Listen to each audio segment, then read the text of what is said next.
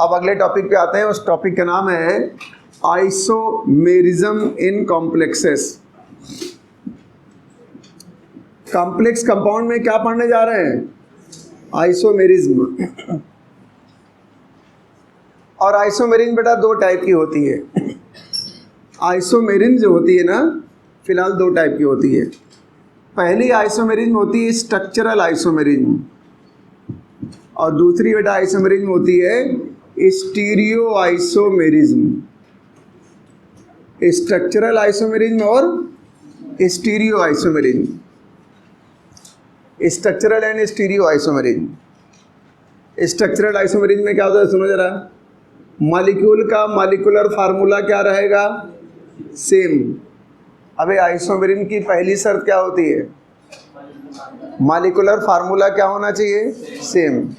दो या दो से ज़्यादा कंपाउंड लेंगे, सबका मॉलिक्यूलर फार्मूला क्या होगा? सेम होगा। स्ट्रक्चरल आइसोमेरिज्म में क्या होगा? स्ट्रक्चर क्या होगा? डिफरेंट। स्ट्रक्चर क्या होगा? डिफरेंट। स्ट्रक्चर डिफरेंट होगा। आईयूपीएसी नेम भी क्या होगा? डिफरेंट। कभी भी दो आइसोमर का आईयूपीएसी नेम सेम नहीं हो सकता। दो आइसोमर्स का आईयूपीएसी नेम कभी सेम हो ही नहीं सकता, कुछ ना कुछ चेंज जरूर आ जाएगा। तो स्ट्रक्चरल आइसोमेरिज्म में एक्चुअली जो तुमको डेफिनेशन पढ़ाई जाती है वो स्ट्रक्चरल आइसोमेरिज्म की होती है। तुमको डेफिनेशन क्या पढ़ाई जाती है आइसोमेरिज्म की? कि इट इज़ द फिनोमेना या the process in which molecular formula of compound remain same but structure of the compound changes. उसमें थोड़ी स्ट्रक्चर चेंज होता है। ये जो डेफिनेशन तुम्हें पढ़ाई जा रही है बचपन से बच्चों की तरह, वो स्ट्रक्चरल आइसोमेरिज्म की डेफिनेशन है। मॉलिक्यूलर फार्मूला क्या रहेगा? वही रहेगा। स्ट्रक्चर क्या बदलेगा? बदल जाएगा। स्ट्रक्चर बदलेगा, आईयूपीएसी नेम अपने आप बदल जाएगा। ठीक है। और स्टीरियो आइसोमेरिज्म में क्या होगा यार? मॉलिक्यूलर फार्मूला तो सेम रहना ही चाहिए। मॉलिक्यूलर फार्मूला सेम रहेगा और स्टीरियो आइसोमेरिज्म में स्ट्रक्चर भी सेम रहेगा। स्टीरियो आइसोमेरिज्म में मॉलिक्यूल का स्ट्रक्चर कभी नहीं बदलता है। आईयूपीएसी नेम चेंज हो जाएगा, वो अलग बात हो गई। तुम कहोगे फिर क्या चेंज होगा? Arrangement of groups. Arrangement of groups in 3D space. 3 dimensional space में ग्रुप का अरेंजमेंट क्या होगा? ये डिफरेंट होगा। ये डिफरेंट होगा, डिफरेंट लिखा हुआ है। Arrangement of groups in 3D space changes, ये डिफरेंट। ठीक है। तुम किसी पार्टी में गए, मतलब किसी तुमको शादी में जाना है, मतलब सगे भाई की शादी है, तो ऐसे पजामा और ऐसे कुर्ता पहन चले जाओगे? पजामा कुर्ता ही पहनोगे तो डिजाइनर टाइप वाला पहनोगे, शेरवानी टाइप वाला। क्या तुम्हारा स्ट्रक्चर बदला है? क्या चेंज हुआ है? अरेंजमेंट। किसी के मरने में जाओगे शमशान घाट, सूट और टाई पहन चले जाओगे? लाओ तैयार होके चलते हैं। वहाँ जिस हालत में होगे, खाली कपड़े पहने हो बस, उसी हालत में जा सकते हो। हाफ पैंट पहन के भी जा सकते हो, क्योंकि वहाँ कोई देखने वाला नहीं कि तुम भाई मरने में आए हो किसी के, यार मातम मनाने आए हो कि वहाँ खुशी मनाने आए हो। इसलिए वहाँ क्या तुम्हारा वहाँ स्ट्रक्चर बदला? क्या चेंज हो रहा है? अभी घर जाओगे, कपड़े बदलोगे, क्या चेंज होगा तुम्हारा? स्ट्रक्चर, अरेंजमेंट चेंज होगा। तो अरेंजमेंट का मतलब ऐसा होता है। तुम अभी ना समझ पाए तो अब समझ लो। मान लिया हमने ये कोई मॉलिक्यूल लिया टेट्राहीड्रल, ऐसा है। अब इस मॉलिक्यूल को क्या बोलते हैं? यहाँ पे ए लगा, यहाँ बी लगा, यहाँ सी लगा, यहाँ डी लगा है। तुमने क्या खुराफात कर दिया? यहाँ बी कर दिया, यहाँ ए कर दिया, यहाँ डी कर दिया, यहाँ सी कर दिया। क्या स्ट्रक्चर बदला? अभी भी क्या है? टेट्राहीड्रल। लेकिन क्या चेंज कर दिया? अरेंजमेंट। क्रिकेट की फील्ड में क्या चेंज होता है? स्ट्रक्चर बदलता है क्या? क्या चेंज होता है? अरेंजमेंट। अरेंजमेंट चेंज होता है। एक पोजीशन होती है फॉरवर्ड शॉर्ट लेग, मान लिया बहुत सारी पोजीशन होती है ना, स्लीप पॉइंट और कवर और फलार धमाका, फाइन लेग, है ना, डीप लेग, ऐसे बोलते हैं सब, उसमें टर्म्स होते हैं। तो क्या वो पोजीशन चेंज हो जाएगी क्या? वहाँ खड़ा हुआ खिलाड़ी चेंज हो जाता है। तो फील्ड की स्ट्रक्चर चेंज हो रहा है कि अरेंजमेंट? पता रहा तुम फॉरवर्ड शॉर्ट लेग पे खड़े थे, तुम्हारी हिम्मत नहीं पड़ रही थी क्योंकि ये सबसे खतरनाक पोजीशन होती है। क्योंकि बैट्समैन के एकदम पास पड़ती है। अगर बैट्समैन ने बहुत तेज मारा ना तो यहाँ पे अक्सर जो खड़ा होता है हेलमेट लगा खड़ा होता है। कई लोग ऐसा करते हैं, क्योंकि वो बॉल अगर हाथ से चूकी तो सीधे मर भी सकते हो, आँख फूट जाएगी, खोपड़ी फूट जाएगी। तो इसका मतलब क्या हुआ, वो हेलमेट लगा खड़े हो गए। तो सबको वहाँ नहीं रखा जाता है। तुम खड़े थे, तुम्हारे हाथ से कैच छूट गया, तुम नीचे झुक गए, बॉल ऊपर निकल गई, कैप्टन क्या करेगा, तुम्हें भगा देगा, तुम्हारी जगह दूसरे प्लेयर को ले आएगा। तो उसने फॉरवर्ड शॉर्ट लेग चेंज किया कि तुमको चेंज किया? पोजीशन तो अभी भी वहीं रहेगी हो कि अच्छा वो बोले चलो इसको उठा के वहाँ कर दो पीछे, ये नहीं हो सकता ना। क्या चेंज हो रहा है? अरेंजमेंट। स्ट्रक्चर क्या है इसमें, लेकिन अरेंजमेंट भी चेंज हो जाएगा और स्ट्रक्चर सब चेंज होता है इसमें। तो स्टीरियो आइसोमेरिज में मॉलिक्यूल का मॉलिक्यूलर फार्मूला सेम रहेगा, arrangement of groups 3D space में, 3 डायमेंशनल स्पेस में चेंज होता है। अरे ये बात करेंगे ऑर्गेनिक केमिस्ट्री में तो वो लंबा पढ़ोगे ना, ऑर्गेनिक केमिस्ट्री में तो बहुत ज़्यादा डिटेल में पढ़ने वाले हो ना वो। यहाँ तो थोड़ा ही पढ़ना है लेकिन वहाँ ज़्यादा पढ़ना है, तो इनऑर्गेनिक केमिस्ट्री है। अब स्ट्रक्चरल आइसोमेरिज के कई सारे टाइप होते हैं। पहले टाइप लिख दूँ मैं। पहला टाइप होता है आयोनाइजेशन आइसोमर्स या आइसोमेरिज। दूसरी होती है हाइड्रेट आइसोमेरिज। क्या? Hydrate isomerism. तीसरी होती है लिंकेज आइसोमेरिज। चौथी होती है कोऑर्डिनेट आइसोमेरिज। ये 4 तो ऐसी आइसोमेरिज हैं जो तुमको बुक में मिल जाएंगी। बाकी 2-3 ऐसी हैं जो किताबों में जल्दी नहीं मिलती हैं, हालांकि हम बता रहे हैं तो हम तो कहीं से पढ़ के ही बता रहे होंगे। दूसरी होती है लिगेंड आइसोमेरिज, लेकिन कंपटीशन में सब आ सकता है, किताब में दिया हो ना दिया हो मुझसे मतलब नहीं है। Ligand isomerism. नंबर 6 होता है coordinate position isomerism. Coordinate position isomerism. और नंबर 7 बेटा होता है पॉलीमराइजेशन आइसोमेरिज्म। Polymerisation isomerism. कितनी हो गई? 7। पॉलीमराइजेशन आइसोमेरिज्म हो सकता है भले सवाल ना है, बाकी 6 पे तो आ ही सकता है, बताएंगे तो, लेकिन तुमको 7 हो ना। और बेटा ये जो स्टीरियो आइसोमेरिज्म ये 2 टाइप की होती है। एक क्या होती है ज्योमेट्रिकल, और तुम्हारा ज़्यादातर सवाल यही गलत होता है। और दूसरी क्या होती है ऑप्टिकल, क्योंकि तुम कहाँ तक याद करोगे, याद नहीं कर पाओगे, कॉन्सेप्ट सीखना पड़ता है। ज्योमेट्रिकल आइसोमर को बनाने का तमीज़ भी होना चाहिए। अगर कोई कंपाउंड दे दिया उसने कहा, एनसीईआरटी में बहुत सारे सवाल दे रखे हैं, एनसीईआरटी में कई क्वेश्चन दे रखे हैं, उसने बोला है ज्योमेट्रिकल आइसोमर बनाओ, एक कंपाउंड का नाम दिया, उसने कहा इसके ज्योमेट्रिकल आइसोमर बनाओ, कौन कौन से होंगे, 2 ही कर लेना। एनसीईआरटी वाले क्वेश्चन कम से कम कर लेना। ज्योमेट्रिकल आइसोमेरिज्म और ऑप्टिकल आइसोमेरिज्म वो बाद में पढ़ेंगे। तो आज का टॉपिक तुम्हारा पहले स्ट्रक्चरल आइसोमेरिज्म अगर हो जाएगा तो उस पर आ जाएंगे, आराम से पढ़ेंगे और बहुत डिटेल में पढ़ेंगे, क्योंकि सवाल पता नहीं कैसे कैसे आ जाएगा। पहले नोट कर लीजिए आप, फिर एक एक करके स्टार्ट करते हैं। हम आयोनाइजेशन आइसोमेरिज्म से स्टार्ट करने वाले हैं। इसका मतलब पहले हम क्या पढ़ेंगे? Structural isomerism. पहले हम लोग पढ़ने वाले स्ट्रक्चरल आइसोमेरिज्म हैं, और उसमें पहली हेडिंग आपकी रहेगी आयोनाइजेशन आइसोमेरिज्म। आप अपने मन से भी एग्जाम्पल बना सकते हो, आप एग्जाम्पल अपने आप बना सकते हो। आयोनाइजेशन आइसोमेरिज्म, एक सिंगल एग्जाम्पल तुम्हें याद करने की जरूरत नहीं है, सीख जाओगे तो एग्जाम्पल अपने आप बन जाएगा। पहले हम बता दें क्या होती है, पहले एग्जाम्पल दिखाएंगे तब डेफिनेशन बताएंगे, लिखा देंगे बाद में। मान लो हमने कोई बेटा ऐसा एग्जाम्पल लिया, हमने लिखा यहाँ पे CO, ये लिख दिया बेटा हमने NH3 का होल 5, ये लिख दिया हमने यहाँ पर सल्फेट, और बाहर लिख दिया हमने यहाँ पर क्लोराइड। तो नाम तो बना ही लोगे, अब नाम की बात नहीं हो रही है। पेंटामीन, सल्फेटो, कोबाल्ट, थर्ड क्लोराइड, -1 इस पे चार्ज है, -2 इस पे चार्ज कितना आ जाएगा? +3। ठीक है ना, नाम हो गया। अगर हम इस आइसोमर्स को वाटर में डालें, अगर हम इस आइसोमर को वाटर में डालेंगे, डिजॉल्व करेंगे, तो एक कौन सा आयन देगा? Cl- आयन देगा। और एक इधर भी तो आयन बनेगा। अगर Cl पर -1 चार्ज है तो इस पूरे आयन पे +1 चार्ज होगा। तो इसका मतलब ये कंपाउंड जब आयोनाइज हुआ तो उसने कौन सा आयन दिया? अरे क्लोराइड आयन दिया। तो ये वाला जो कंपाउंड है वो किस आयन का टेस्ट देगा? क्लोराइड आयन का टेस्ट देगा। अगर उसमें सिल्वर नाइट्रेट डालोगे तो AgCl बन जाएगा। आपने इसी कंपाउंड को थोड़ा स्टाइल मार के ऐसा लिख दिया, कैसा, NH3 का होल 5 Cl कर दिया अंदर, सल्फेट कर दिया बाहर, नाम बदल गया। अब इसका नाम होगा पेंटाएमीन क्लोराइडो कोबाल्ट थर्ड सल्फेट, नाम बदल गया ना। अब जरा इसको वाटर में डालो। अब जब इसको वाटर में डालोगे तो यहाँ क्या बनेगा, सल्फेट आयन। सल्फेट पे तो -2 चार्ज होता है ना हमेशा, और ये अंदर Cl है, इस पे चार्ज -2 है, तो इस पे अपने आप +2 आ जाएगा।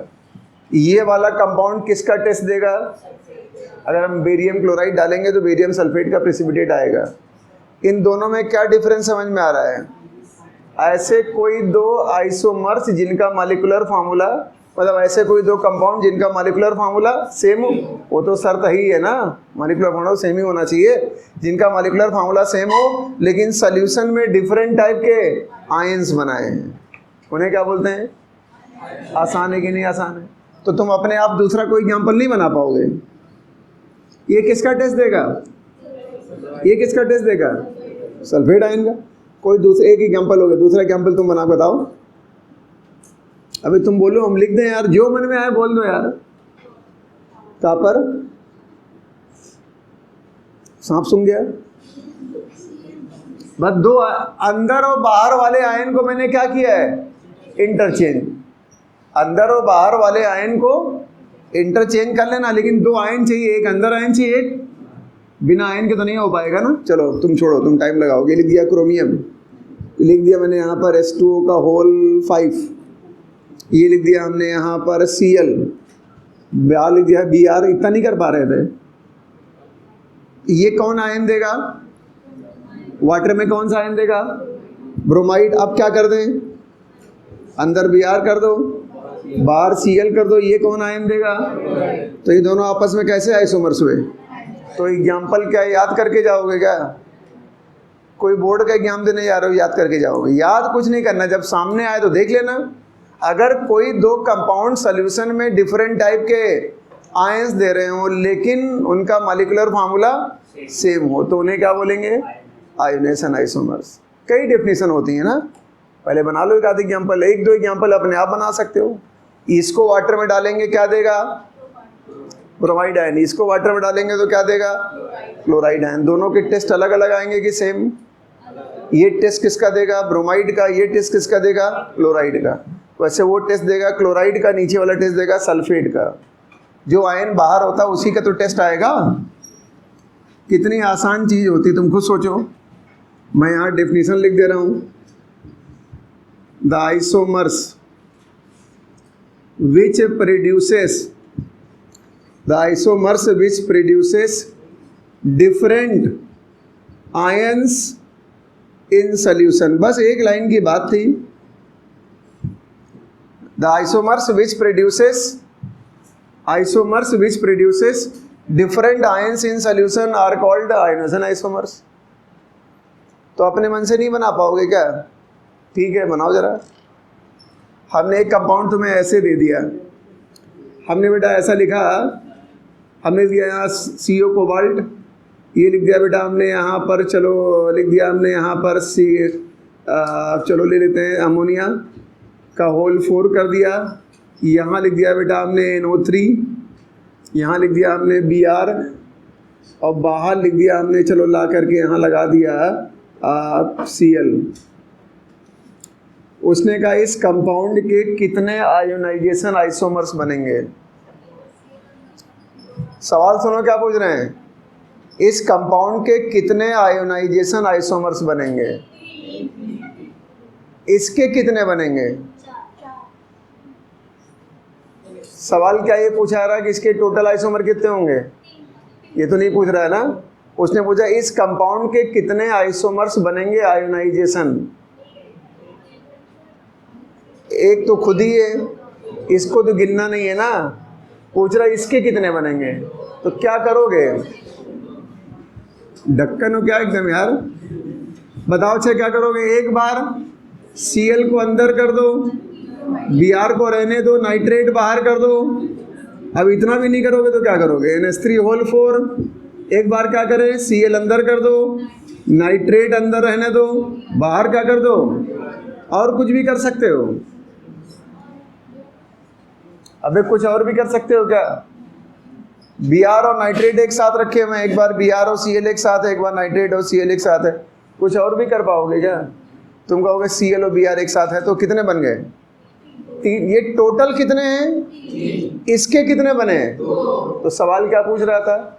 इस कंपाउंड के कितने आयोनेशन आइसोमर होंगे? तो आंसर होगा, अगर पूछता टोटल आइसोमर कितने होंगे तो 3। इसको मिला लेना फिर। तो ऐसे तुम झांसे में आते हो, नोट कर लिए।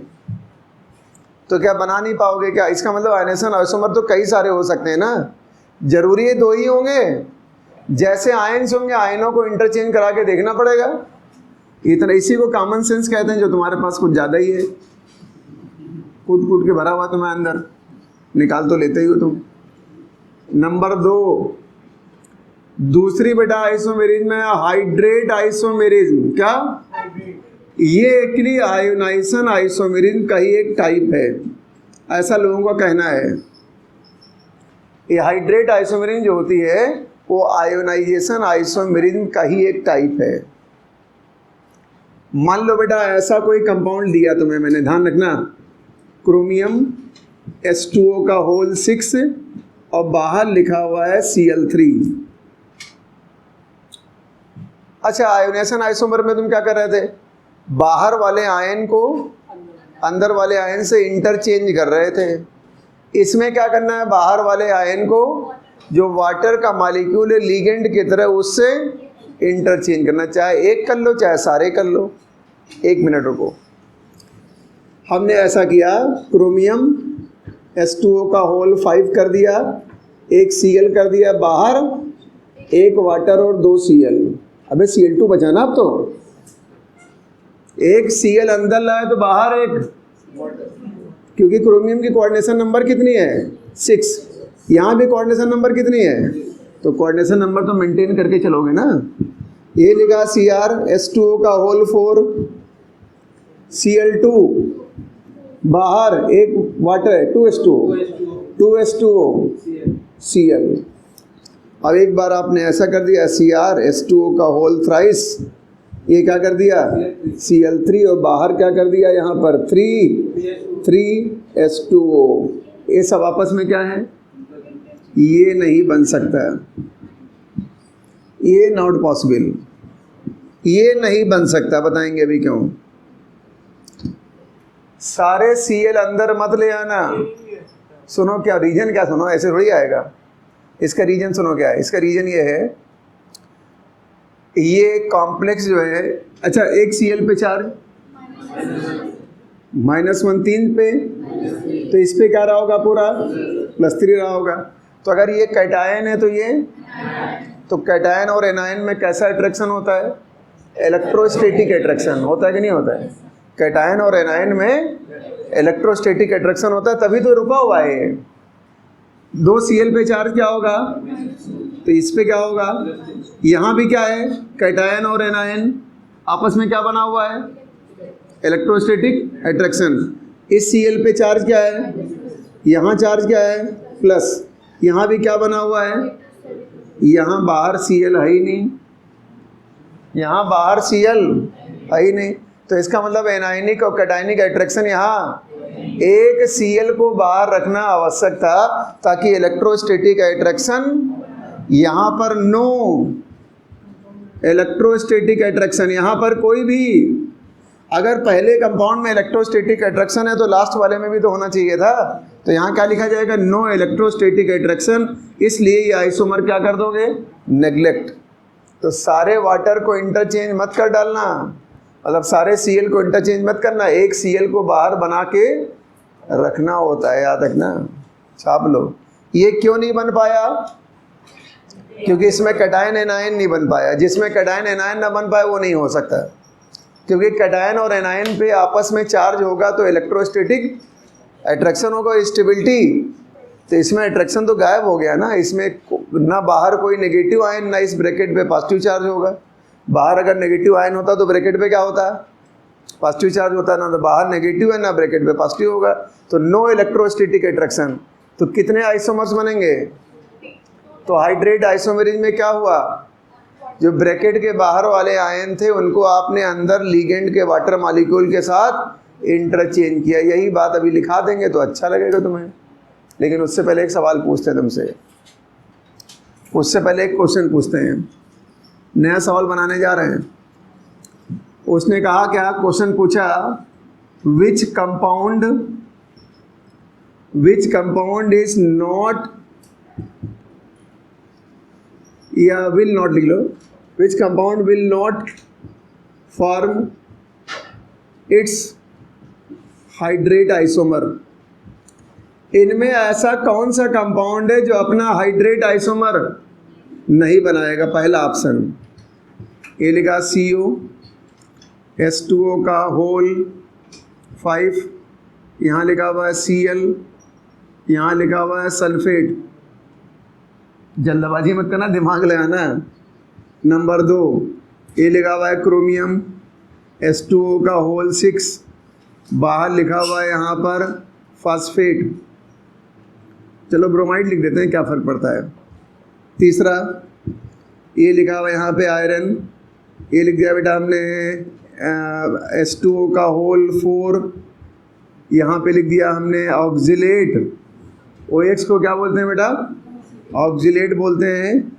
और यहाँ पे लिख दिया मैंने, चलो हमने यहाँ लिख दिया बाइडेंटेड लिगेंड कोई लगा देते हैं, यहाँ पे लिख दिया हमने, चलो आयन लगा देते हैं, कोई कैटायन लगा लें, क्या लिख दें, यहाँ लिख दिया हमने NO3 का होल ट्वाइस, ठीक है ना, होल खाली नाइट्रेट लगा दिया, क्योंकि होल ट्वाइस करेंगे तो आयरन पे चार्ज ज़्यादा हो जाएगा।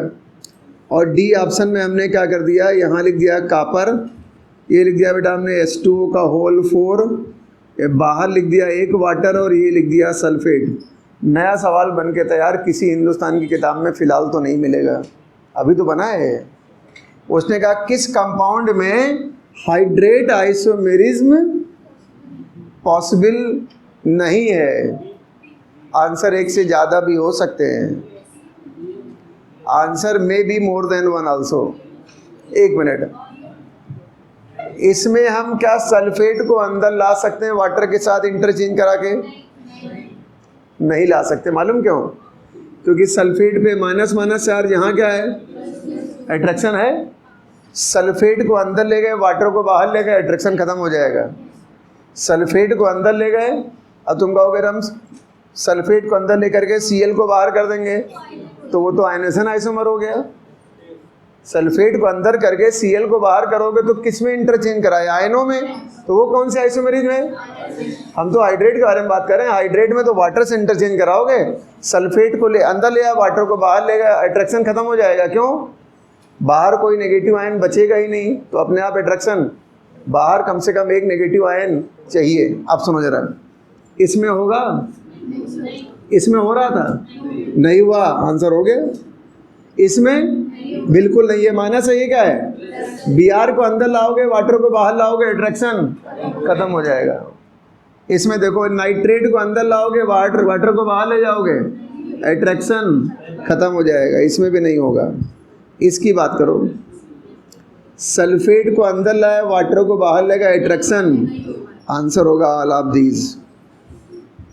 इनमें से कोई भी कंपाउंड हाइड्रेट आइसोमेरिज्म, कॉन्सेप्ट क्या था इसका कि हाइड्रेट आइसोमेरिज्म के लिए कैटायन और एनायन में अट्रैक्शन जरूरी था, क्योंकि इसमें अट्रैक्शन है, माइनस माइनस यहाँ क्या है, तो इसके आइसोमर में भी होना चाहिए था।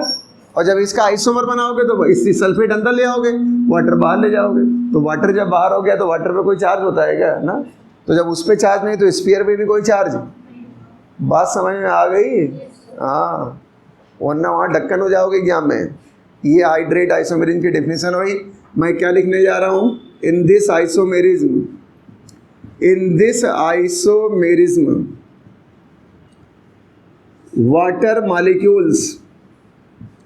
water molecules are exchanged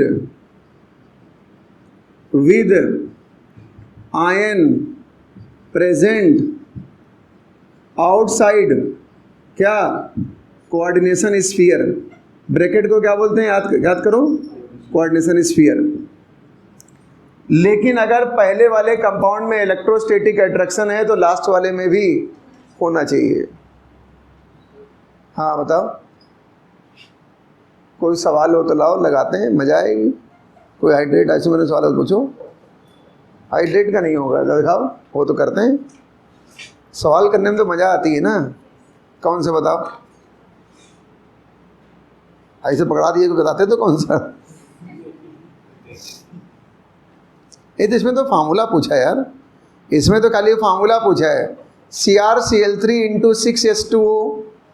ये तो वर्नर कोऑर्डिनेशन थ्योरी के सवाल है, कल ही परसों तो पढ़ा रहे थे। CrCl3 into 6H2O is treated with AgNO3। अब बकवास सवाल, उसने कहा इसको AgNO3 के साथ रिएक्शन कराया और क्या बोल दिया, 3 मोल AgCl बना। ये बोलने का मतलब सवाल कैसा है, नॉनसेंस। ये बोलने का तुमको आंसर बता दिया उसने, ये नहीं बोलना चाहिए था सवाल में। अब बताओ, वर्नर थ्योरी लगाओ।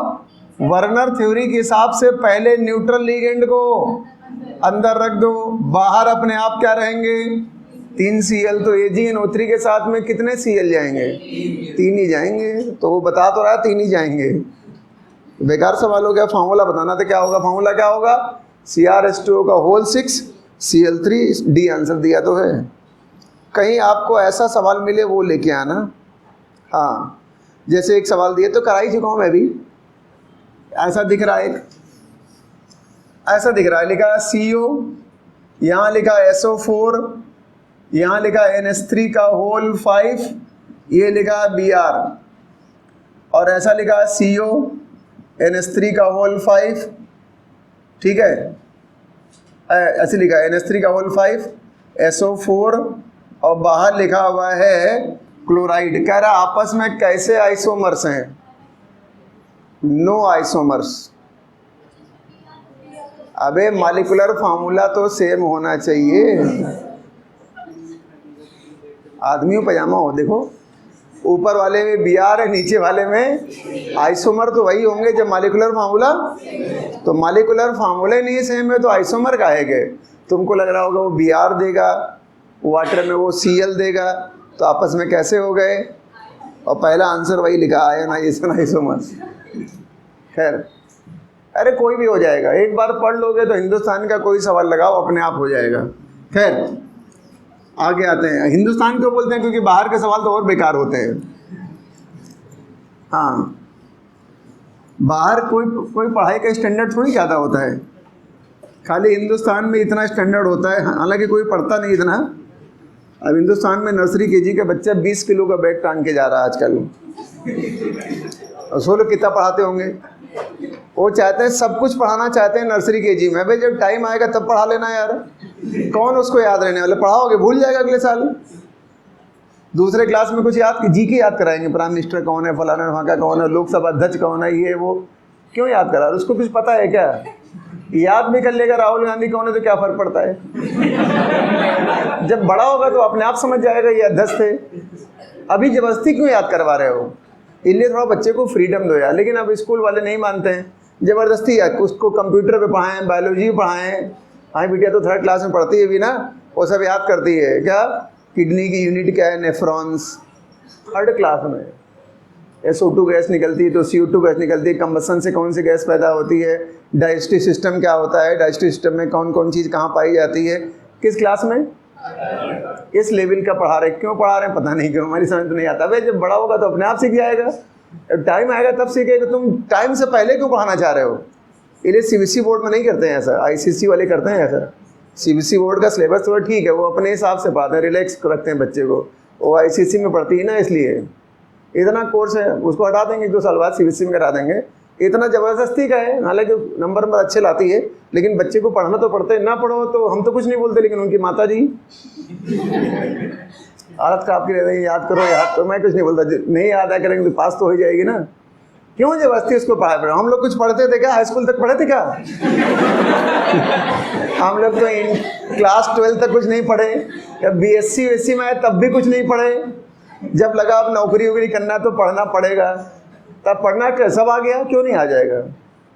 भाई जब पढ़ना स्टार्ट कर तो सब आ जाएगा, जब एक बार मानसिक स्तर डेवलप हो गया तो आ ही जाता है, ज़बरदस्ती पढ़ाते हैं वो लोग इसलिए। लेकिन कंपटीशन में क्या है यार, कंपटीशन में अगर एक कॉन्सेप्ट दे दिया गया तो उसी टाइप का सवाल तुमको अपने आप लगाना आना चाहिए, बस यही है और कोई खास बात नहीं। नंबर 3, एक आइसोमेरिज्म और पढ़ लेते हैं, क्या?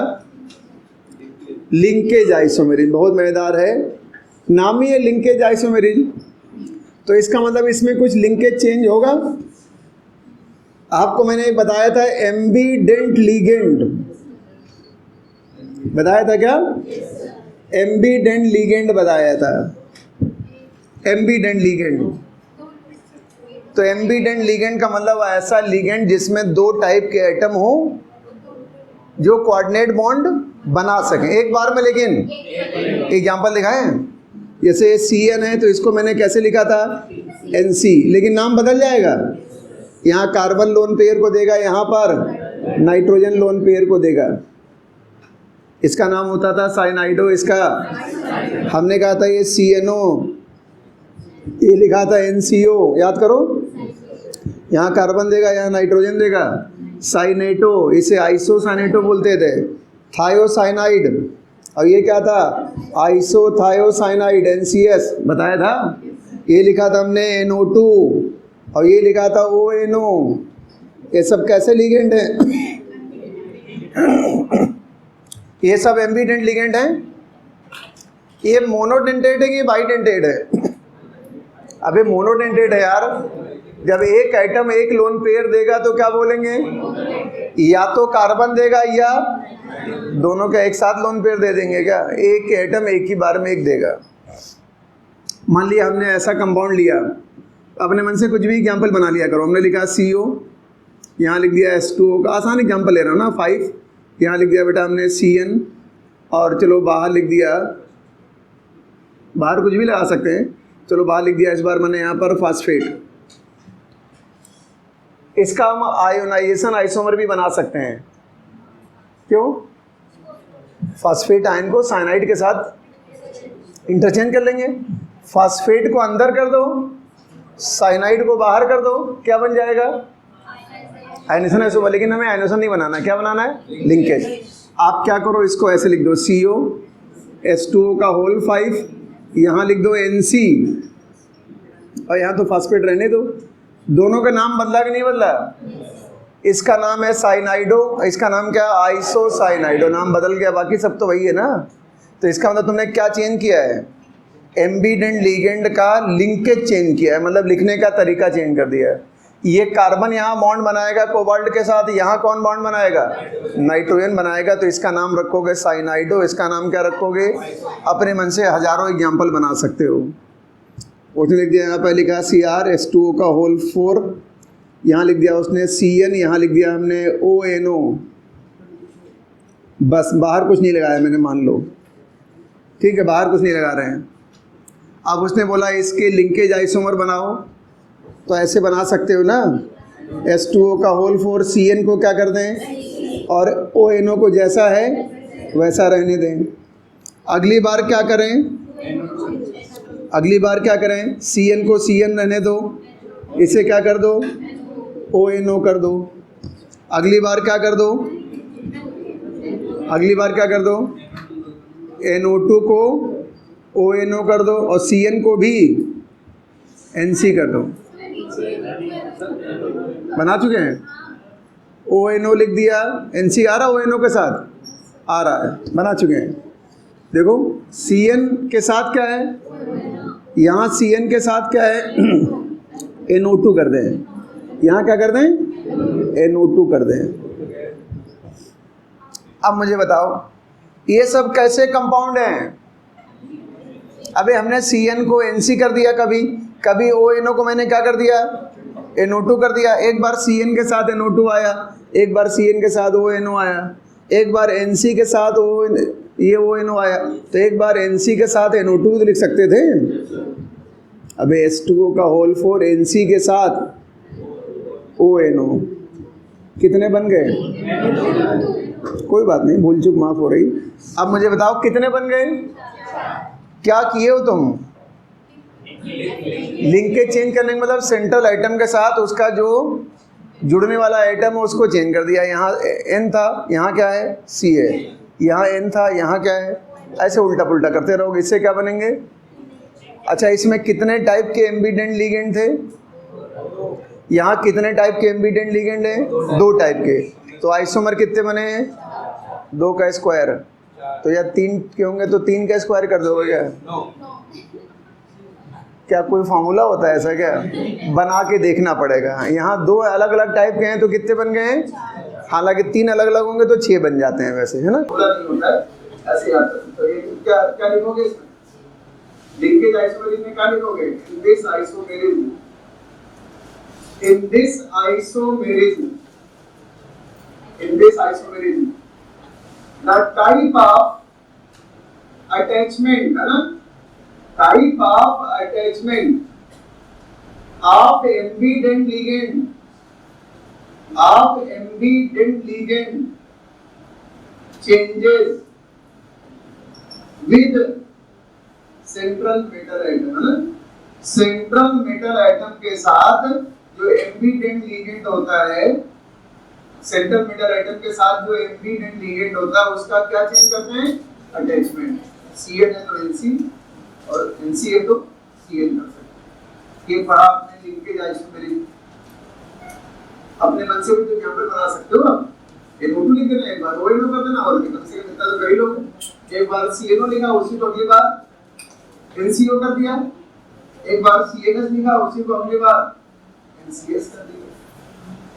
एक चौथी आइसोमेरिज्म होती है, उसका बेटा नाम है कोऑर्डिनेशन आइसोमेरिज्म या कोऑर्डिनेट आइसोमेरिज्म, इसको अभी पढ़ेंगे, थोड़ा लंबा है, आराम से पढ़ना पड़ेगा।